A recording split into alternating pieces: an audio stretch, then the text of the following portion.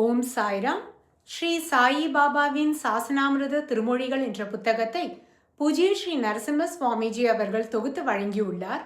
இதிலிருந்து சொத்து என்ற தலைப்பில் ஸ்ரீ சாயி பாபா கூறியதை இப்பொழுது கேட்கலாம். மார்வாடியின் வைக்கோல் போர். ஸ்ரீ சாயி பாபா தனது வைக்கோல் போர் தீப்பிடித்து விட்டதால் இந்த மார்வாடி பாக்சந்த் நஷ்டத்தை தவிர்க்க என்னிடம் உதவி நாடி இறைஞ்சுகிறான். லாப நஷ்டம், பிறப்பு இறப்பு ஆகியவை இறைவன் கையில் இருப்பவை. கண்மூடித்தனமாக மக்கள் இறைவனை எப்படி மறந்துவிடுகின்றனர்? லாபம் வந்தால் குதூகலம், நஷ்டம் நேரிடின் அழுகை. ஏன்? இது எனது என ஏன் கூற வேண்டும்? அதன் பொருள் என்ன? வைக்கோல் போரே மார்வாடி ஆகாது. அது வைக்கோல் மட்டுமே. அவனது உடல் ஆகாது. அது மண்ணில் விதைத்த விதைகளிலிருந்து விளைகிறது. மேகங்களிலிருந்து பெருகும் மழை நீர், சூரியனது ஒளி ஆகியவற்றிலிருந்து போஷாக்கு பெறுகிறது. பூமி, மேகங்கள், சூரியன் அதன் உரிமையாளர்கள்.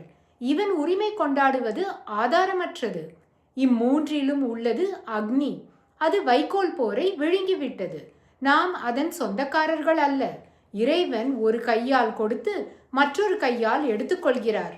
சேட், வீட்டிற்கு செல். வேறொரு வியாபாரத்தில் இந்த இழப்பு ஈடு செய்ய பெறுவீர் என்று ஸ்ரீ சாயி பாபா அறிவுறுத்தினார். பசு. ஸ்ரீ சாயி பாபா காக்காவின் அதாவது தீக்ஷிதரின் இப்பசு ஜால்னாவில் இருந்து ஒரு மனிதனுடையதாகும். அதன் முன்னர் அவுரங்காபாத்தில் உள்ள ஒருவனுடையதாகவும் அதற்கும் முன்பாக மகள் சாபத்தி உடையதாகவும் இருந்தது.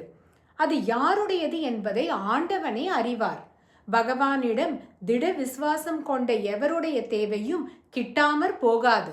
ஸ்ரீ சாயி பாபா கடவுள் அளிப்பது ஒருபோதும் வற்றாது. மனிதன் அளிப்பது ஒருபோதும் நிலைக்காது.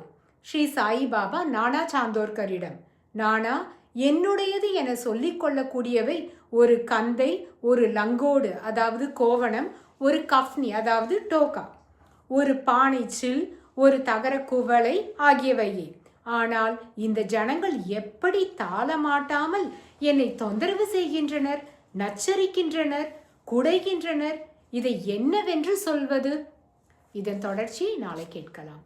ஓம் சாய்ராம்.